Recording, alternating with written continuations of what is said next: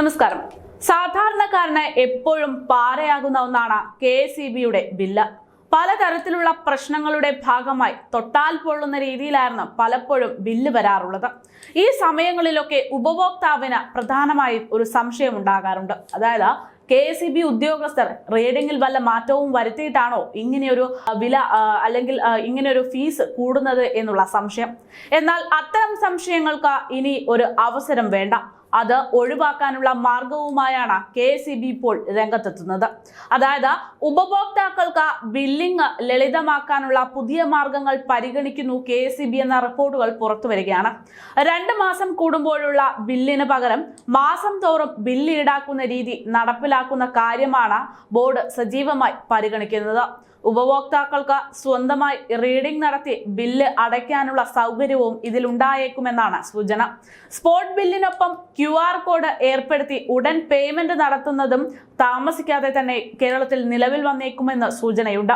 2 മാസം കൂടുമ്പോഴുള്ള ബില്ലിന് പകരം പ്രതിമാസ ബില്ല് ഏർപ്പെടുത്തണമെന്നത് ഉപഭോക്താക്കൾ ഏറെക്കാലമായി ആവശ്യപ്പെടുന്ന ഒരു കാര്യമാണ്. അതാണ് ഇപ്പോൾ യാഥാർത്ഥ്യമാകാൻ പോകുന്നത്.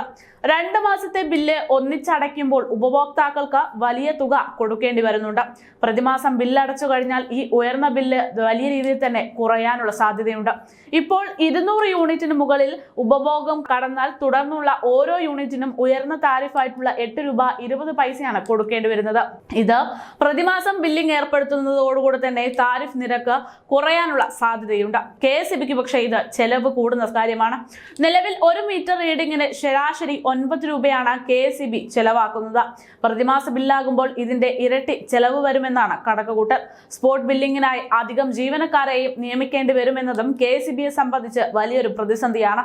ഇതിനാലാണ് ഉപഭോക്താക്കളെ കൊണ്ട് തന്നെ മീറ്റർ റീഡിംഗ് നടത്തിക്കുന്ന രീതിയിലേക്ക് കാര്യങ്ങൾ ആലോചിക്കുന്നത് എന്നതാണ് സൂചന. അതായത് സെക്ഷൻ ഓഫീസുകളിൽ വിവരം കൈമാറി ബില്ല് അടയ്ക്കാമെന്ന് ചുരുക്കം. ഇതിനായി കസ്റ്റമർ കെയർ നമ്പറോ വാട്സപ്പ് ഗ്രൂപ്പോ ഏർപ്പെടുത്താനുള്ള സൂചനയാണ് KSEBയിൽ തകൃതിയായി നടക്കുന്നത്. നിലവിൽ വൈദ്യുതി ചാർജ് ഇനത്തിൽ 3400 കോടി രൂപയാണ് സർക്കാർ പൊതുമേഖലാ സ്ഥാപനങ്ങൾ കുടിശ്ശിക വരുത്തിയിട്ടുള്ളത്. പ്രതിമാസ ബില്ലാകുമ്പോൾ അതാത് മാസം തന്നെ ബില്ലടയ്ക്കാൻ പല സ്ഥാപനങ്ങളും മുന്നോട്ട് വരുമെന്ന് ബോർഡ് പ്രതീക്ഷിക്കുന്നുമുണ്ട്.